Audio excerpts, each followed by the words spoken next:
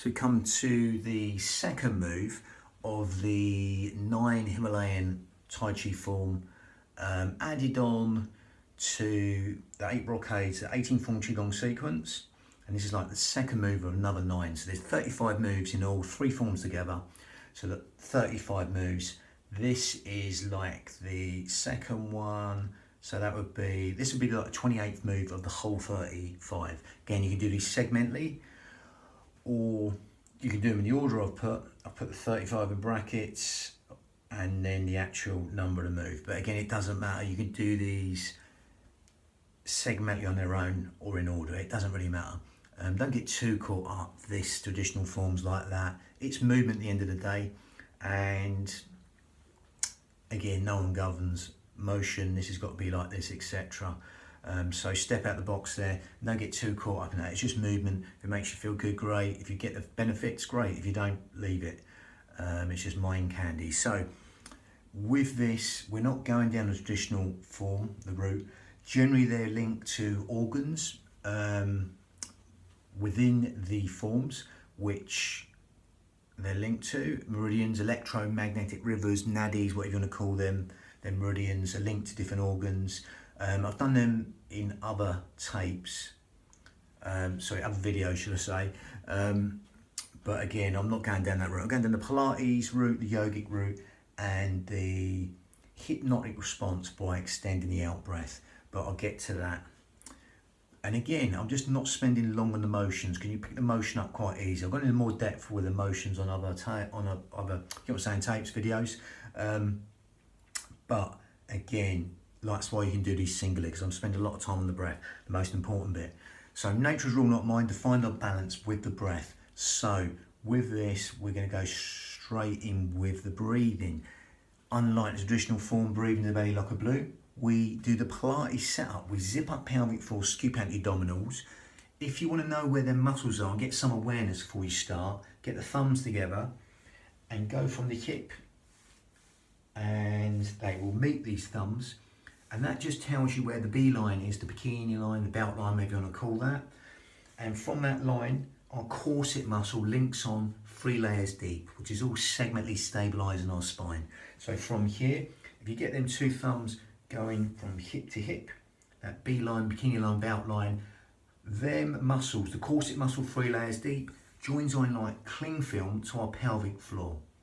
Okay, and they go together, them muscles. Again, if you get that B line and cough, you'll find they go together. Okay, just give you a bit of awareness of where the muscles are. They go together anyway. You can't do one without the other, but we're going to go through it segmentally. We're going to do that now. We're going to zip up pelvic floor and scoop out the abdominals and take your navel towards your spine. And as you do that, we're going to breathe in through the nose and exhale through pursed lips for as long as you like. Okay, and just let go with the out breath. Not being too overconscious, just simply zipping up pelvic floor, scooping out your abdominals. Okay, and that engages their muscles that support the spine, but also help us use their muscles in the most efficient manner by helping us not breathe into the belly like a balloon, but zip up pelvic floor, scoop out your abdominals, and that will naturally help us breathe in low and deep to these fish gills, 3D style, into these lower lobes of lungs, anywhere but the stomach, because there's nowhere else for the breath to go apart from into these lower lobes of lungs. Okay, it's what we call lateral thoracic breathing in Pilates. Imagine as you zip up pelvic floor and scoop out the abdominals right now, and breathing through the nose and exhale through pursed lips. You can even imagine you've got a tight scarf around your ribs and you breathe into that scarf wide and full. Okay, just adding width to the lungs as you breathe in. And you will feel the length on that out breath as you exhale through pursed lips. Imagine you're blowing out a candle through pursed lips. Again, that will work like that cough or sneeze. Will help you zip up pelvic floor right now and scoop out your abdominals. Now as you breathe in through the nose and exhale through pursed lips, we come from that traditional specific Pilates breath to close the mouth and go in and out through the nose. But it's going to be the same deal. We still zip up pelvic floor, scoop out your abdominals. The only difference now as you do that is as you breathe in through the nose and out through the nose, it will be a smaller filter through the nose. So that will lengthen the whole will cycle of the breath longer, because we're coming in and out through a smaller filter now through the nose, and that would be more cleansing breath, filtering breath, slightly going down that yogic path, okay, or one of the more common yogic breaths. Okay, now again, you can stick with that or go slightly down the hypnotic path by elongate the out breath longer than the in breath. If you do that in some yogas, elongate the out breath longer than the in breath, especially in hypnotherapy, as we breathe in and then we take our mind to that out breath and lengthen that out breath longer than the in breath, a bit like 7-11 breathing in hypnotherapy, or it could be 5 and 10 when not that we're counting. Just find your rhythm of your breath. You will naturally feel as you do that now, you want to lengthen that out breath longer than the in breath. So simply allow that to happen right now.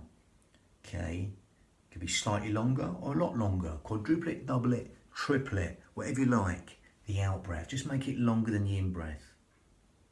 Okay, within your limits, don't force anything. The in breath's conscious thought, the out breath is subconscious thought. So by extending the out breath longer than the in breath, we're just encouraging sleep, digestion, rest, and relaxation, all on that lovely elongated out breath, which is longer than the in breath. Okay, even cellular communications benefited. All the housekeeping properties of the body, all the things you don't think about within the body. Health and renewal, that natural state of well-being, organ function, cellular communication, all being improved by elongating the out breath longer than the in breath. Just simply allow that simplicity to relax the mind as you still zip up pelvic floor, scoop out your abdominals with the mouth shut, breathing out through the nose, but elongating the out breath longer than the in breath. So there's a lot of different mixtures in that, but it's just breath. Be within the breath, that lovely elongated out breath.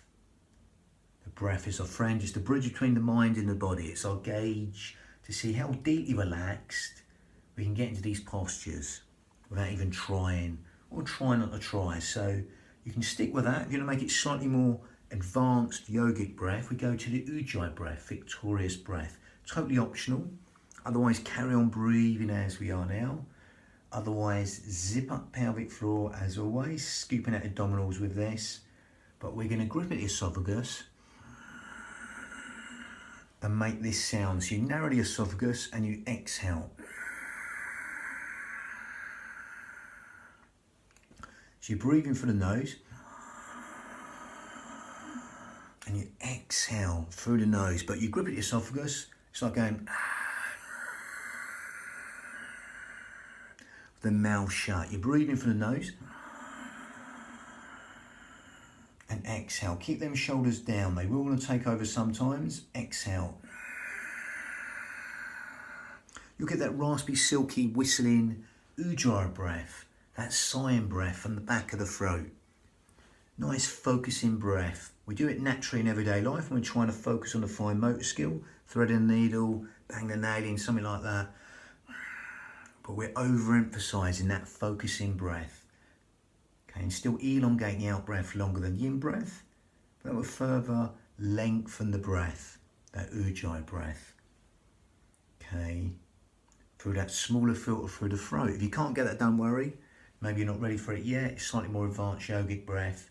More than adequate is the breath we've been doing. If you can get that extra with the Ujjayi breath, great. No matter what breath you're doing right now, just be aware of the sound of the breath, the feel of the breath, as it weaves that tapestry of relaxation in every single organ, cell, sinew of the body. Just encouraging them restful relaxation responses and endless streams of comfort by just simply elongating the out breath longer than the in breath, allowing that simplicity to relax the mind, either the Ujjayi breath, victorious breath in Sanskrit, or not. It doesn't matter. See what suits you. It's your union of your mind and body. Lovely.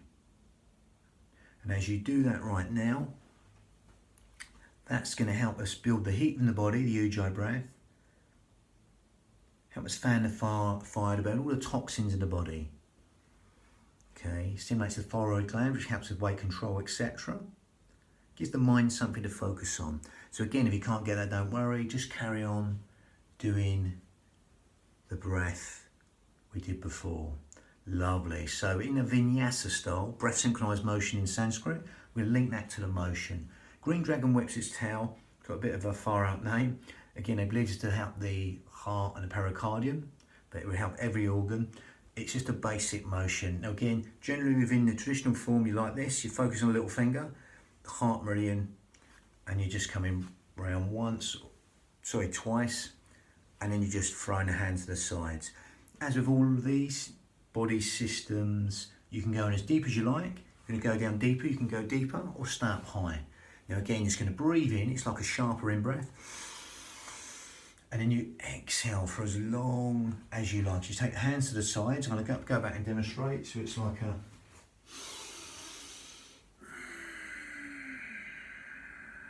Really elongate that part longer. Then you breathe in sharper. And exhale, throw the hands to the sides, shoulders down. These we want to take over. And then go again. If we're going deeper, we breathe in. And exhale, down. No further than lead knee in line with toe. Your breathing, come up. If you want to focus on that heart rhythm, you can do from the little finger to the heart. Otherwise, just focus on the breath, the motion, and get the feel-good feelings from it. Breathing in and exhaling. So it's once, twice sharper breath, and exhale. Really long on the out breath. Breathing in, exhale. Again, if you want to get a bit more speed, you can go 3. It's like a...